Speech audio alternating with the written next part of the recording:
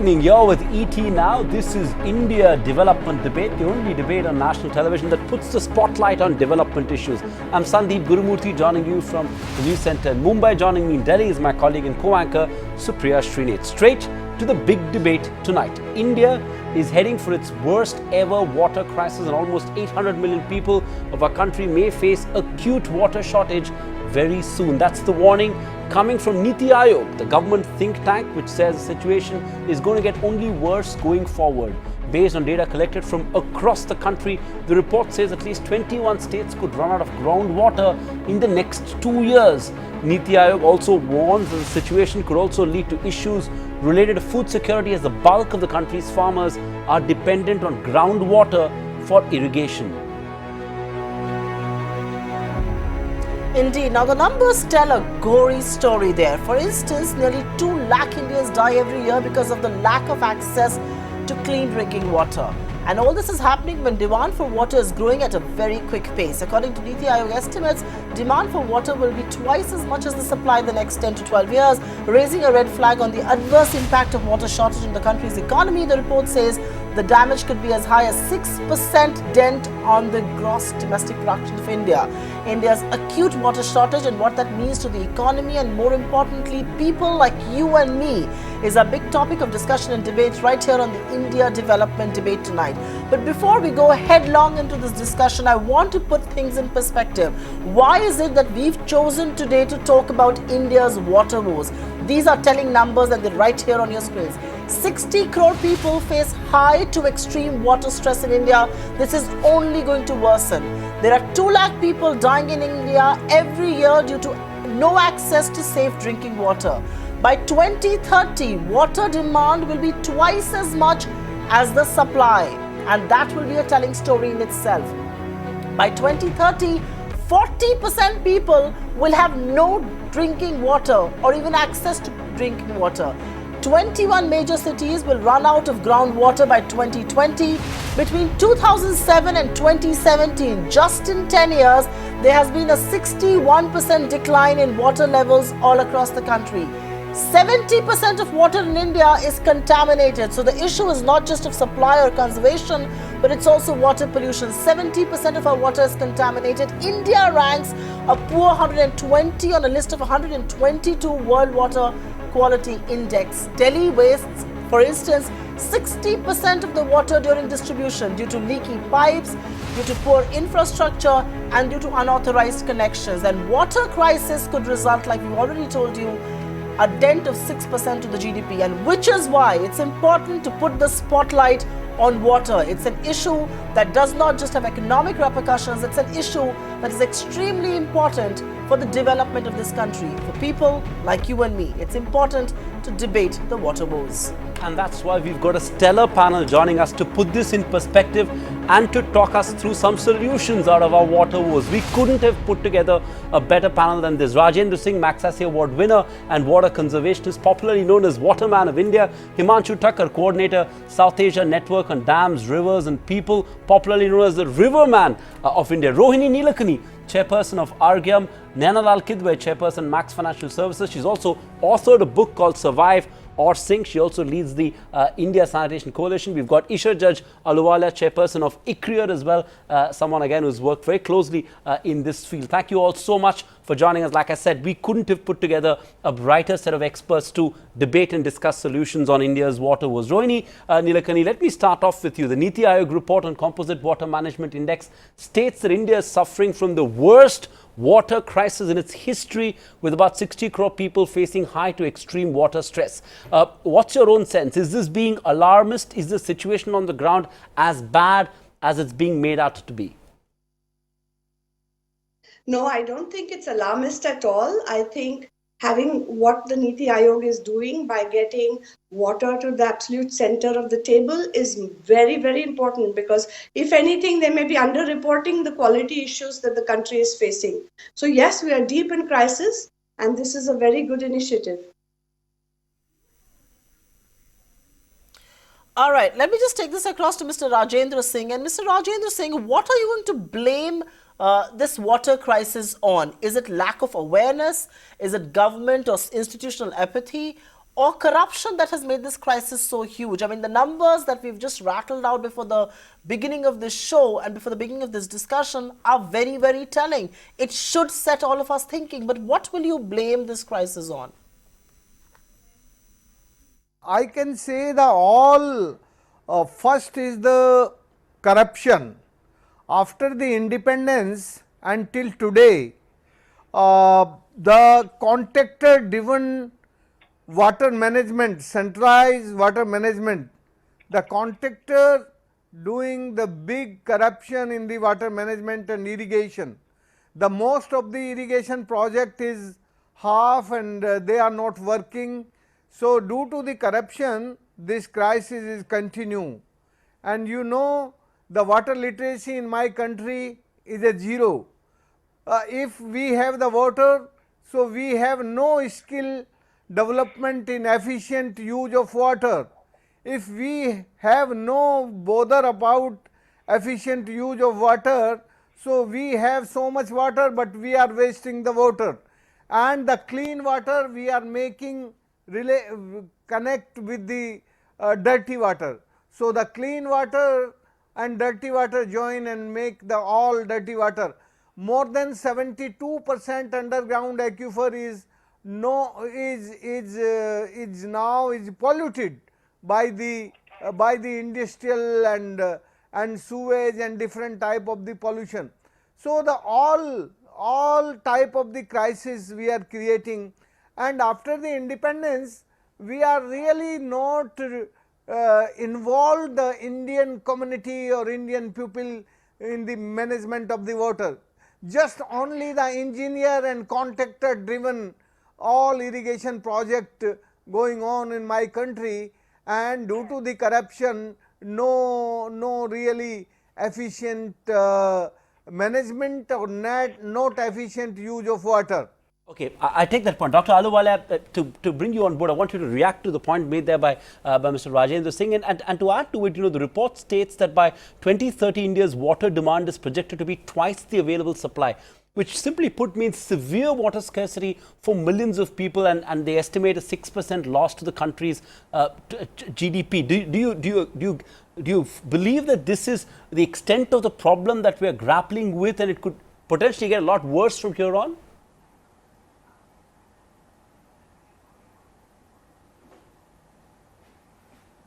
Dr. Ahluwalia?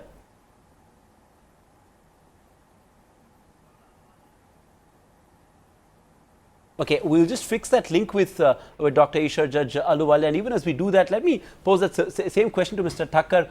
You know, you heard there, Mr. Rajendra Singh, Mr. Thakkar, the report states that by 2030, India's water demand is projected to be twice the available supply. That's going to put an enormous amount of pressure. Do you believe that this crisis is likely to get far worse than what it already is? Yes, it is definitely going to get far worse before we improve it. But this is also, you know, if you look at the report, you can also see through why we are in such a crisis. You know, report, it's a very welcome, you know, I agree with Rohini ji that it's a very welcome move, and this puts the water at the focus of national attention. But at the same time, I think we need to look at some key problems with the report. You know, it makes rather hyperbolic claims. It says that this is the first time in the world such an exercise has happened. It claims that India's water, this report will transform water management in India. It claims that water management is already getting transformed. It says that we have done robust validation of the data. If you go look through the report, we don't find most of these claims justifiable. Secondly, such a report to have a credibility, we need to have the focus, you know, the process, who did the report, how was the report done. For example, it should be predetermined, the process should be predetermined, it should be pre-declared, it should be in public domain, the whole process should have been transparent, and you know, there should be involvement of, for example, lot of people on this panel, on this, you know, civil society people, the community which Rajendra Singh has referred to. There is no role for anybody in this whole process, and that's typical of India. The third thing is that it has listed out 10 themes. Now, if you look through those 10 themes, what you find is that the environment is missing. Now look at you cannot separate water from environment. Water is so much integral part of the environment around us, but there is no mention for in the criteria for water management index. There is no role for environment. There is no role for flood management. There is no mention of pollution. There is no mention of, for example, conservation of water. For example, if 89% of the water is getting used in agriculture, you can take up schemes like system of rice Mr. intensification, Thakur, which can reduce the water Mr. consumption. Thakur, can I just come in for a minute? About the water conservation. Mr. Thakur, please So, allow you me know, to come in for a minute. Yeah. Yes. Mr. Thakur, please allow me to come in for a Yeah. minute. Please allow me to come in for a minute, because these are exactly the points that we will be discussing in more detail. So I don't want to give away the entire debate by just one answer. Just hold on to those points, because we will be talking about water pollution, water contamination and all of that. Just allow us to go to other guests to get opening remarks, and then we'll come back to you when we discuss some of those issues in more detail. But Naina Kidwai, coming to you, you know, the point that Sandeep raised with Ishal Ahluwalia, and I hope she's back with us now. We kind of lost that line. This report seems to make some very hyperbolic contentions. I mean, you know, 6% loss to the GDP, 40% of the population will have no access to drinking water, you know, in a few years. Is it alarmist? Do you believe it's making hyperbolic claims, or do you believe this is really the reality on the ground, and it's time we wake up and smell the coffee? You know, a lot of these statistics, Priya, are actually statistics which have been published by other bodies, very credible bodies. So I will not question the statistics. The fact that the issue is dire, it may even be worse than the numbers that have been put out, are things which I wouldn't debate. What is great, which exactly as Rohini and Razinderji have mentioned, is that it's been put out there possibly for the first time on the scale of which there is an analysis across states, across cities, however preliminary that analysis be. And if you look at the strategy of the Niti Aayog, which I believe does work, is it creates a spirit of competition between states. So by putting it out there, by addressing the issue, showing that there will be cities that are going to be absolutely water short in the next 10 to 15 years, I do believe that it begins to bring focus. And I think Rajendraji is absolutely right. The missing link thus far has been citizens. And some of the best water conservation projects I have seen are where government, NGOs, citizens, and corporates come together to solve for the problem. So we do need the solutions now to be put out there. And there's a lot of work that is being done on benchmarks of best practice, which we now need to replicate again and again, because I firmly believe our problems in India are solvable. We do have water, we have rivers, we are not a desert country. We can solve for every one of the issues that we would otherwise face 2030 or earlier. But we have to put our heart and minds to this and do this in a collaborative way across all the communities. I'm glad you're striking a positive note there, Ms. Kidwai. And the idea of the show really is to not sort of lament the crisis, but to look for solutions. And even as we do that, I do want to get opening comments from my other panelists. And Dr. Ahluwalia, apologies for losing the link with you, and good to have you back. But how did we get here? Is this entirely a man-made crisis? How did, for some of our viewers who are tuning in, who probably oblivious of the extent of this crisis, living in cities, probably oblivious of the extent of the crisis, they'd be wondering, how did we get here?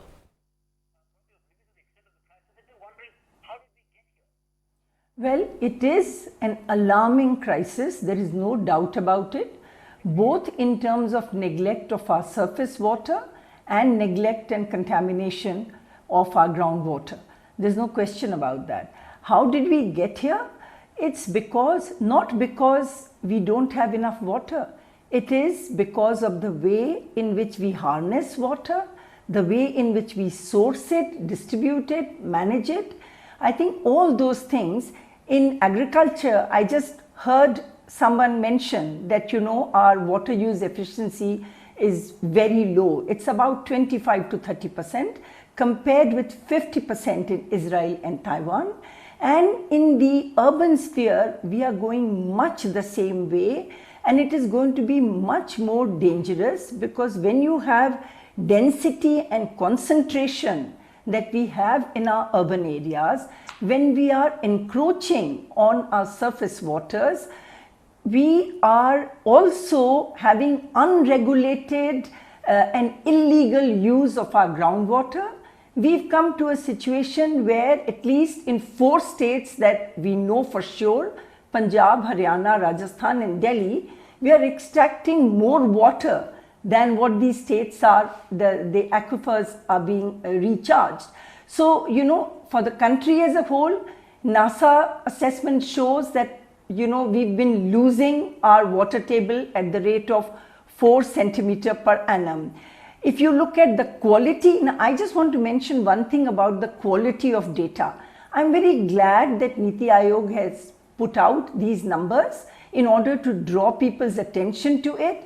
But let me tell you that the reported numbers are hugely exaggerated because these are put together on a self-reporting basis as administrative reporting by cities. And most cities in the last status report had pointed out that the quality they have achieved of water is 90% of the benchmark laid out in the service level benchmarks. And then we see that Niti Aayog points out that out of 132 or some countries, we are at the last, second or third. So obviously the quality you know, which the cities are saying they have achieved of water is not true. We know of wastewater that is dumped into our rivers, the leachate that goes into our groundwater, and all that now shows that you have bacteriological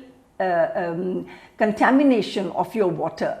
You know, I would end by saying that whatever these numbers may be telling us, it's really aankhon dekhi and peton jachi test of water that we all have. You know, look at the disease, Right. the waterborne disease, the way they are Right. really diseases are coming up. So we don't True, need, true. we should be alarmed anyway, but I'm glad that we are being woken up and shaken up by this report. No, absolutely. I think you're absolutely right. It is, you know, each one of us should experience. Numbers tell a story, but you know it could be hyperbole. But I'll take it across to Rohini Nilekani once more. And Miss Nilekani, is water crisis in India, like Sandeep said, a completely man-made crisis? And the larger question is there an adequate governance framework to address the water crisis in this country? Yeah, no, I think it's not just a man-made problem. The fact is that India gets about 400 billion cubic meters of usable water. I mean, rain falling on our heads annually, and out of that, only a portion of that is usable. But if you look at the population that has increased, the water remains the same, but we have quadrupled our population since independence. So naturally, there is less water to go around. So it's not completely a man-made problem. There is a question of it's a finite though renewable resource. And yes, to your second question, states do need to rethink their governance of water. For example, we still are under the sway of the 1882 Easement Act done by the British, which basically allows people to tap into their groundwater as a private resource. Groundwater is a common pool resource, and new laws and policies must reflect that. So there is a groundwater model bill on the table, but it has not been adopted by most states. So we need rapid improvements in governance, yes, most definitely, and most urgently too. Right, that's a fair point you're saying. You're saying that we need rapid improvement in governance for this to really percolate down. But Mr. Rajendra Singh, to bring you in on this, do you agree with Ms. Nilekani's point on the need for governance? Does water risk and crisis management need stronger policy intervention, need another institution, or does it have to be done at a sort of community-based manner, which you've advocated, which you propagate? But you know, and is that really feasible for a country like ours? I can say one thing, and this report endorses what I am speaking. You know, when we got the independence, and in 1957 my planning commission say only 232 villages is the no source villages. Now more than 2 2 lakh 65 2,65,000 villages is facing the drinking water crisis and the irrigation and the all type of the crisis, all type of the stress in my country. So why this risk? The risk is, one hand, increase the drought and flood. The drought and flood is a real disaster we are creating, and these all increasing the drought and flood. This is not the just only the angerness of nature. This is the creation by man-made, and this is the creation of the development. So if we not think about the line of the development, and if we not think about the definition of the development, we just moving, so we are creating more risk. Now I can say,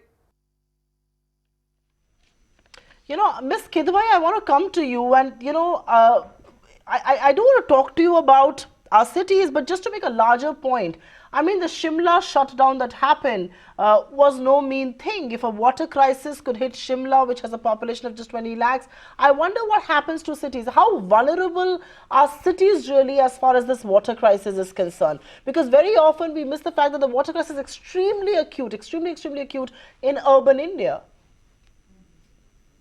And, of course, that is the case. And we are hearing of Cape Town and cities who I certainly saw as being quite developed, having issues today. And the fact that we have many cities which are heading in that direction is no surprise. If you look at how we deal with, say, a circular economy and saving water, and the ability to do that with current technologies, it's a rank failure. In some of the work I do in sanitation, it's pretty clear that we do not treat sewage. We have the ability of treating water. In fact, Singapore treats it to a level where that water becomes drinking water.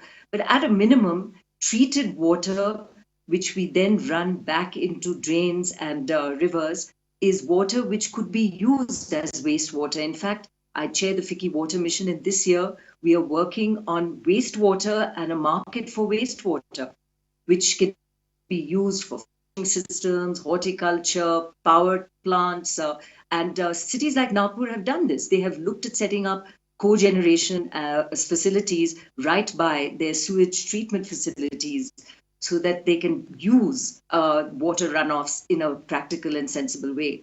So we have to begin to not look at the way we manage our cities in silos, where sewage department doesn't have to look at drinking water and supply of water to the citizens, because it is indeed all integrated. And we've missed the bus completely in terms of that integration. So our governance structure needs to be integrated. We need to conserve this very precious resource, water. We need to respect it and just ensure that the planning happens. And fundamentally, it is ultimately the price we accord water. As long as it is available as a free resource, we will treat it with little respect.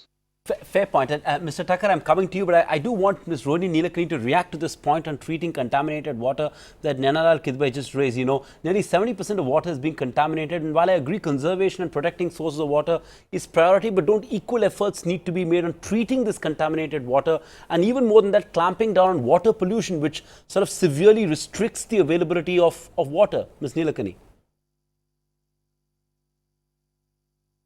Oh, absolutely. There is a huge, we need a massive campaign to prevent people from dumping anything they can find into our water resources. And there are many culprits in this game, but we used to think of water as sacred. We need to revive some of that value for water and not pollute it. The kind of contaminants that are showing up in water around the country now are truly frightening. And it's because people are dumping. Anytime you use water, of course, you do pollute it. Just human use of water pollutes it. And it takes a lot of money to get it back to its natural state. But with impunity, people are polluting our water resources. And I think we need a national campaign to stop that or slow it down drastically. Okay, fair point indeed, the kind of contamination there is. But I just want to raise a larger point on the category of water and what it's being used for. Mr. Thakkar, coming to you, we are using water quite indiscriminately. A-class water is being used for agriculture and industrial activity, while what should we be using is really C-class treated water. Does the solution somewhere lie in differentiated allocation of the right kind of water for the right kind of activity? Mr. Thakkar. Well, I think I'm not sure we are in that position to do that, except in the sense that if we are able to treat our sewage and sell it to the industrial use, I think that's a good thing. Chennai has been doing it for many years. Nagpur has started doing it. Some other cities are also doing it now. Bangalore has recently started doing it. But I think what is important is that the largest amount of water pollution comes from urban sewage, and the whole urban water sector has a huge footprint, increasing footprint, because of the concentrated focus of the water demand and sewage generation. And the whole urban water footprint is increasing, and yet it is operating in complete policy vacuum. There is no urban water policy. We have a whole smart city program, but have you seen a definition what is a water smart city? You won't find it because it doesn't exist. We urgently need an urban water policy which will delineate and define what is a water smart city, and then have a competition between the states to see which city is more water smart than others. In that water smart city, like what the 12th 5-year plan working group report on urban water said, the first use of the water available resources in the city should be the rainwater, the recharging of the groundwater, the local water bodies, the recycling of the sewage, and the existing water used efficiently. This should be the first first option exhausted before you even start thinking about long distance water sources. But today, lazy and very convenient way is to, if Delhi wants more water, it will say I want Renuka Dam. If Bombay needs more water, it will look for more dams further off, and even interlinking a project like Daman-Ganga Pinjal link. And when Bangalore needs more water, it will lazily look for Kaveri. Whereas it will not, so cities are not forced to, use its resources wisely, and that is, and because of that, the sewage, which is actually a resource, becomes a nuisance. Not only for the city, but the water bodies, but for the downstream, large part of the downstream area. I think this, this aspect, the whole water pollution and treatment is not even part of the index in this report, unfortunately. Okay, that's a fantastic point you're raising, and the need for a clear, coherent urban water policy, and to look at it in a sort of slightly less lazy manner, if I may put it mildly. But Dr. Ahluwalia, the problem wasn't this bad to begin with, was it? In the early 50s, even the 70s, for instance, the quality of urban water services in Delhi was at part, with the best in Asia. Today, Delhi wastes around 60% of its precious water due to pipe leakages, dilapidated water infrastructure, thefts via unauthorized connections, and this is perhaps the same for most metros, isn't it? Is this crisis in some sense a reflection of acute urban mismanagement, and how best can we correct it?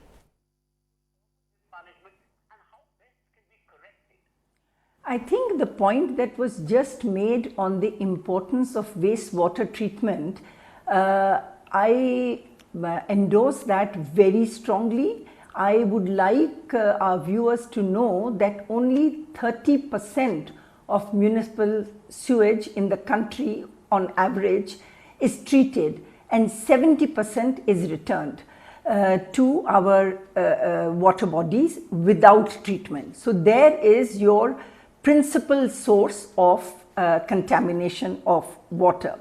Now, in terms of what is possible, I think we just need to look at Dhaka, which is just next door in Bangladesh. Asian Development Bank has just come out with a detailed report on how Dhaka has transformed its water scenario. And it has done that by not just looking at the distribution of water, of drinking water, but wastewater treatment, protecting the surface water bodies, and you need an integrated setup. And if what you are saying is that in the last few decades this problem has worsened, yes, because you've had rapid growth and you have not had planned urbanization.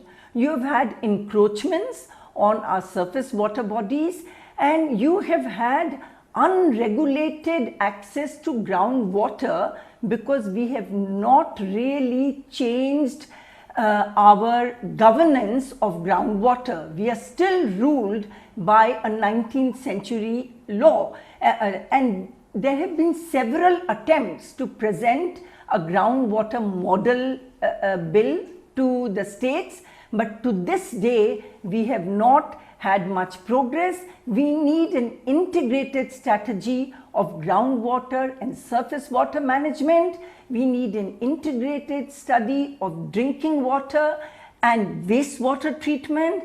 We need to use reclaimed water through wastewater treatment for horticulture and such uses. And we can also use tertiary wastewater treatment to give it, to sell it to industry, and in that process raise revenue for the municipal corporations. I know some cities were mentioned earlier. Surat has also gone in for that. We should encourage our municipalities that this is one way of adding to their revenues, treat water and sell it to industry. That way you reclaim water, you avoid the problem of water contamination and all that. You need an integrated strategy, no question about that. Absolutely. There is no denying that you need an integrated strategy. Water management or water crisis can't be dealt with pockets acting on water in different parts of the country. But let's talk about one such pocket which needs immediate attention. And Ms. Kidwai, talking to you, the water crisis fuels the debate on agri practices as well, because if Israel can do drip irrigation, why can't India? Why should we be mindlessly filling our entire fields with water when all that we need is drip irrigation to the roots? Agriculture, for instance, accounts for 90% of India's water consumption. Isn't it time to check the faulty practice of growing thirsty crops in parched lands? Why should Punjab be growing rice and Maharashtra, which again is not waterborne, be growing sugarcane? Because indiscriminate irrigation in these regions extract groundwater. I mean, just to talk about statistics, and I don't want to sound alarmist here, but there has been a 61% decline in India's water levels between 2007 to 2017, thanks to largely this indiscriminate irrigation that has happened. You know, Supriya, you've hit the nail on the head that agriculture being the largest user of water, 89%, or anyway, north of 75%, unless we solve for water efficiency in agriculture, we will be facing a problem and squeezing out others that need that water, which is basically citizens, urban environments, etc. And it brings me to a sector which maybe we haven't touched on enough, which is the corporate sector, which actually in the full frame of things is not a big user, but in fact can be a big polluter, which also therefore needs handling. And I think the push we need to make at the corporate level is at one level the technologies, etc., that can help agriculture, to your point, in terms of getting more efficient. But on the other, the stewardship or water stewardship, as we call it, and I've got a whole chapter on this in my book, the India Water Steward Network is now in place. And it is unfortunately still not one where even all of large industry belongs to it. What it proposes is that industry looks not only at the water within the fence, but also at water outside of its fence. And some very progressive companies, the Tata Group, Mahindras, others, the usual list of probables have actually embraced this completely and are helping in the development of water conservation, not just in the way they respect it within their factories, but also outside. But we need corporate India to come together to be part of this water stewardship agenda, to adopt these AWS standards and really ensure that water conservation at a corporate level, which should be much easier to do than indeed, agriculture, is also not ignored. And I do think that it is a rallying call for industry as well, and we mustn't leave industry out of this discussion. Right. That's a fair point you're making there. This is in some sense a rallying call for industry as well, and we must not leave industry out of the equation. But if I could come to you, Mr. Thakkar, and talk about the states, because again you've read this report in detail. Help us understand what makes some states winners over the others. I mean, Gujarat tops the list, while UP, Bihar trail, despite being blessed with big rivers like the Ganga, Jamuna, and Kosi. So, what makes some states win and the others trail? Well, I think partly it's because of the way the index has been defined. It includes only 10 indicators and 28 parameters. Okay.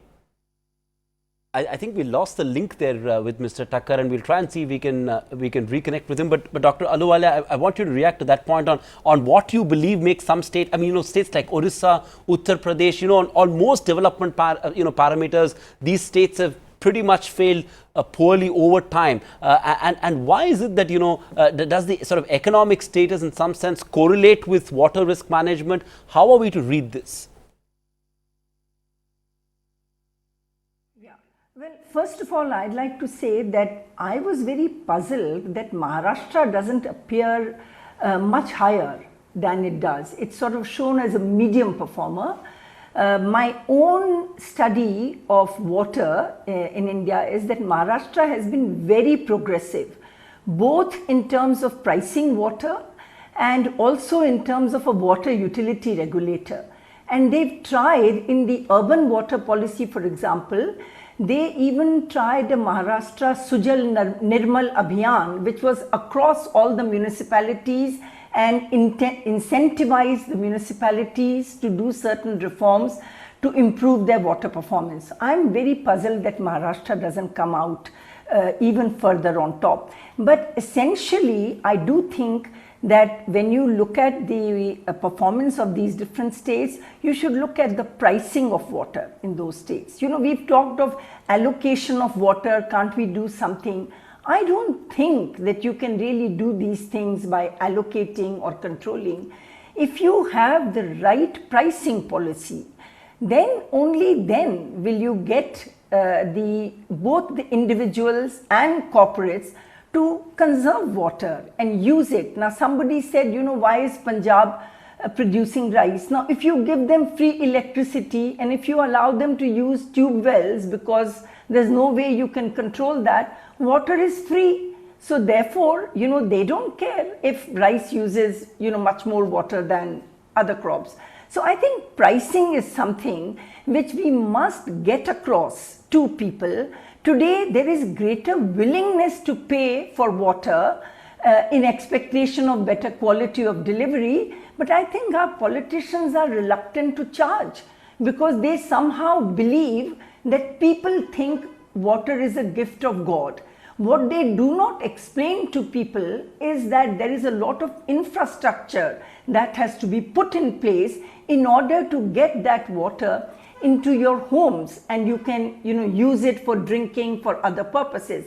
I think there is a lot of need for awareness building on what is involved in getting clean water to citizens and how their cooperation is needed and how we need to maintain the systems that we've put in place, which is the other thing. It's not just a matter of infrastructure in place, but then how to maintain them.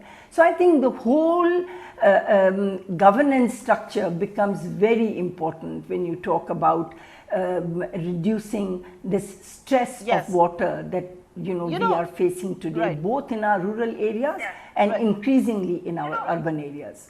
And in urbanists.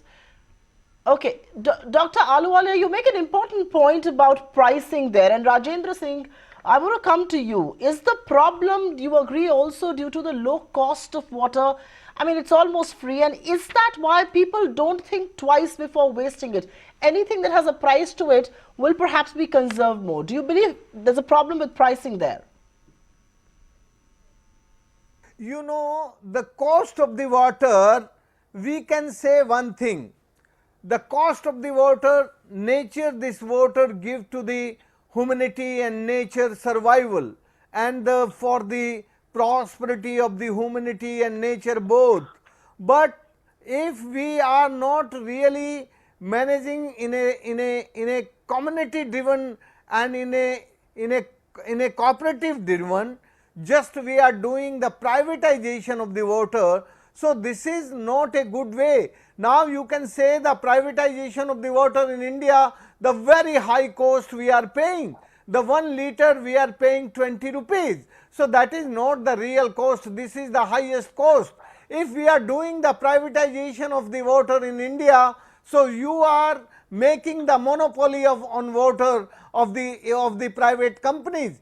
I can say in India not need the privatization of the water, we need the communitization of the water, and the communitization of the water is not increasing the cost of the like 20 liter per 20 liter per liter, 20 rupees per liter water. I can say if we are making the community driven decentralized water supply management system, hardly 2 and 3 or highest cost is the 5 rupees. So, we can't say we are not giving the high cost management cost. We can say that the high cost is not make the water quality. The quality maintained by the community and by the government, if they are serious about the management and the water. Okay, I take that point. I need to take a quick break, but Naina, I do want you to react to this point made there by Rajendra Singh. Are you as averse to the idea of bringing in the private sector, or do you believe, his idea of, looking at approaching it through the community route, is that the way to go? What is your own view, Ms. Kidwai? Yeah. So, this is a very complex issue. I do think we need to ensure that there's a minimum quantity of water supplied to everyone free. And in order to do that, we need to tax large users on an escalating scale. So how we price the water is important. We have to keep these sensitivities in mind. And Ishar is right. And as I mentioned earlier as well, we need a price for water. And Rajendra ji is right that it does require to be done in a way that is fair and at a price which is reasonable. And indeed, I would say even free up to a certain quantity for every citizen. So, but these problems are also interconnected. I'm totally in agreement on the issue of groundwater not being used. But on the other hand, if you don't supply people water, where are they to get it? So you will get groundwater. You have to solve for the distribution. You have to solve for making sure that there's a penalty for those that overuse water.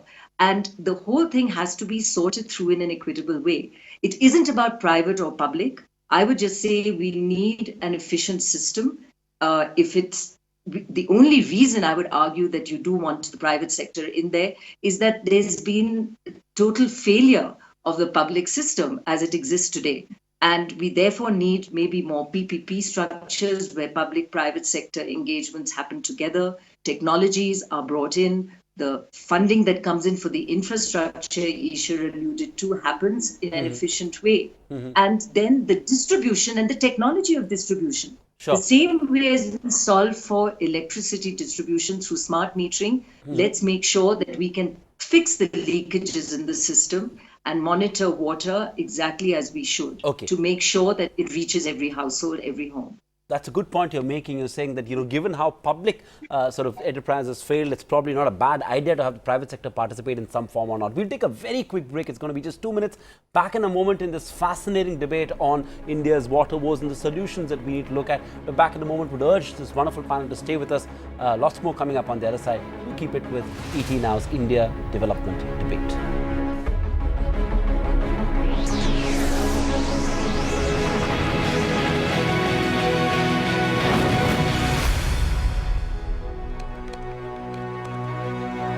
Good to be back with you once again right here on the India Development Debate this evening, and we're putting the spotlight on the water crisis in India and trying to find possible solutions here. Mr. Thakur, coming to you, considering you're very often called the river man of this country, for a very long time, the only solution that seems to be put forward on the table time and again repeatedly is linking of rivers.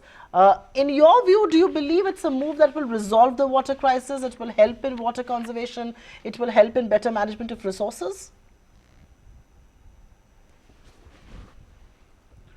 No, on the contrary, see, the first thing I want to point out is that this report, in the formulating and deciding the water management index of the states, has puts no role for rivers and no role for rain also. So this is a very big problem in this report. There are a number of other problems. Coming back to your question, see, what we need to understand that India, rivers are not a luxury for India.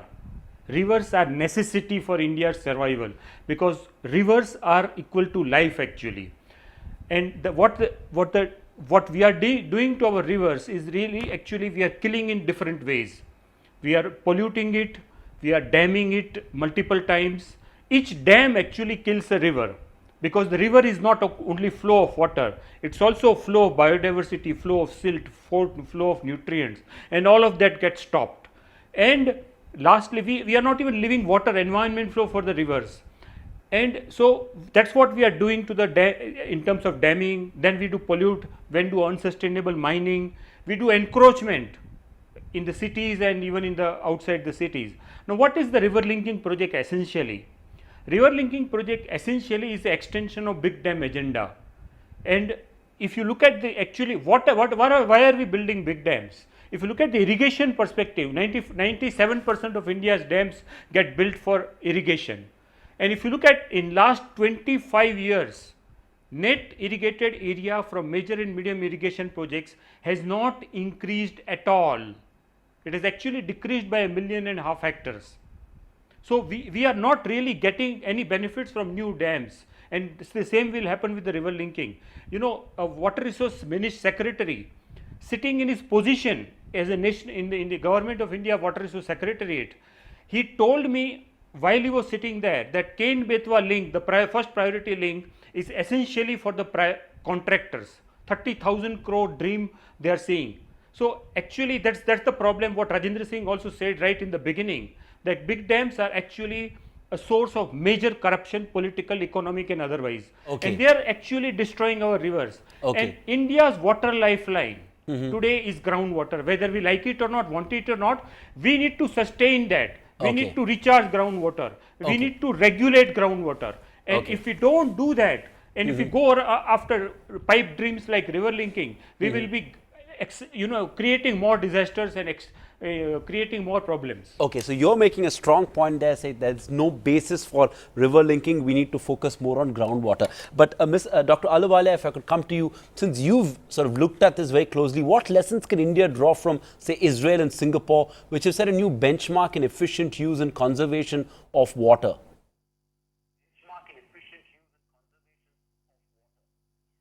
You know, actually, it's no rocket science. We always say that Singapore is a much richer country and they have much more technology, so they could solve their water problem. But if you actually look at what they did, all they said was catch every drop of rainwater and conserve it. Protect your surface water by not encroachment, and then recharge your groundwater. And they are in a much smaller area. They have been able to do these three plus. Yes, new technology, they were able to get new water and desalinated water. Now let's keep the new water and desalinated water aside.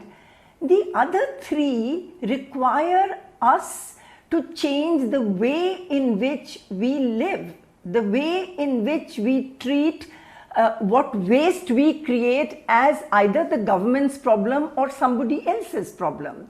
The way in which we feel that if we own a plot of land, we can take as much water as we like from under that land, irrespective of what we are doing to the aquifer.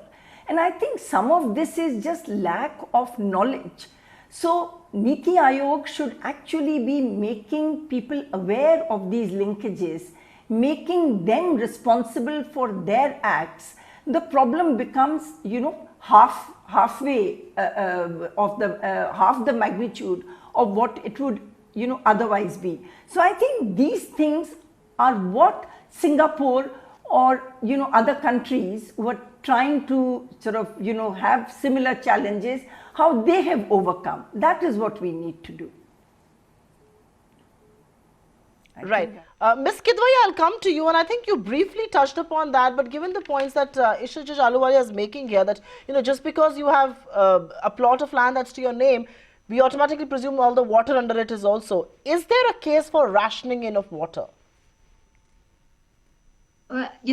We can think of a lot of policies, but we are so weak on compliance in the country that we need to be really practical about the policies that we put into place. And I just don't see how this rationing would work. I do think that creating a market mechanism for water becomes a form of rationing, in that people at least value the excess water they use, and on an escalating scale, as I'd mentioned earlier, then pay if they are excess users of water. And I was amazed to see how countries like Switzerland charge for water use, a country that is so full of lakes and no shortage of water, but they charge every citizen based on the size of their terrace and rooftop, and therefore the size of the house. So there is a tax on water, irrespective of whether there's enough water there or not. So we have to actually develop a system, to my mind, which de facto, yes, I suppose you could call it rationing, but actually comes back to the issue of a pricing for water. But I do think preserving groundwater is critical, and the work that many are doing in preserving our aquifers is critical. But the issue still remains. If you aren't getting water to people at the household level, they will get water from wherever they can. And therefore, you get the pilferation that happens. Therefore, you get the groundwater extraction. Therefore, you get water mafias forming.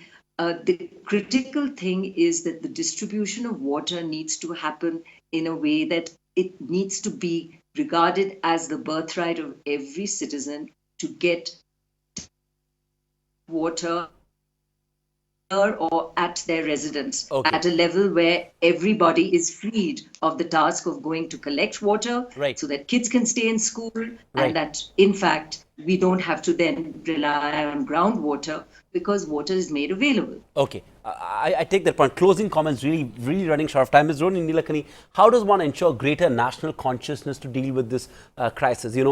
Growing up, I remember watching on DD ad campaigns about conserving water. It showed don't keep the tap running while brushing your teeth, or use a bucket instead of a shower to bathe. But isn't it ironical that despite all of that, over the years, those ads have sort of, haven't had the kind of impact that they should have had? How does one create greater national awareness to this problem, Ms. Nilekani? Frankly, I think people are very aware, especially those who have to walk far, the women of this country who have to walk far away to bring water, or those who have to see water trickle into their taps. I think most people are very, very aware of water, and Indians I don't believe they are very wasteful. I think in agriculture, we have tremendous scope to bring in efficiencies, because as you know, 80% of the water goes into the agricultural sector. And so I think for the rest of it, I think the awareness is growing, because the crisis is apparent in everyone's day-to-day lives. So I don't think it's the awareness. I think behavior change is a difficult thing. But I would say we need to focus on two things. One is bringing in water efficiencies in the agriculture sector, making sure that efficiencies keep building in the industrial sector, and rethinking urban water. All right, a quick final word to India's waterman and Mr. Singh.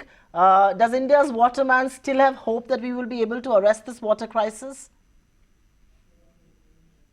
I can say we have some seed of hope in my country. My country, when they're facing the problem and they accept now we have a problem. So my pupil, the country of pupil gathered together, and they come and they start a real in that direction. So possibly if my government, when the Raj or Samaj जब दोनों मिलते हैं तब भारत में परिवर्तन होता है। अभी तो सारे काम कॉन्ट्रैक्टर कर रहे हैं पानी के काम के। यदि हमारी सरकार ने राज्य को और समाज को दोनों को जोड़कर काम शुरू किया तो हम 5 साल में भारत को पानीदार बना सकते हैं। लेकिन भारत को पानीदार बनाने के लिए राज और समाज दोनों को मिलना होगा। Raj और समाज को मिलना होगा. On that note, we'll have to wrap this discussion. Can't thank this wonderful panel enough for joining us on this special edition of the India Development Debate. Roni Nilekani, Dr. Ishwar Judge Ahluwalia, Nana Lal Kidwai, Dr. Rajendra Singh, and of course Mr. Thakkar. Really appreciate you joining us on this leg of the India Development Debate. For India to develop and have meaningful growth, it needs to deal with this alarming water crisis, because no amount of growth will be sustainable given the scary statistics on water wastage, water contamination, and the sheer lack of awareness on how this very precious resource is being recklessly wasted.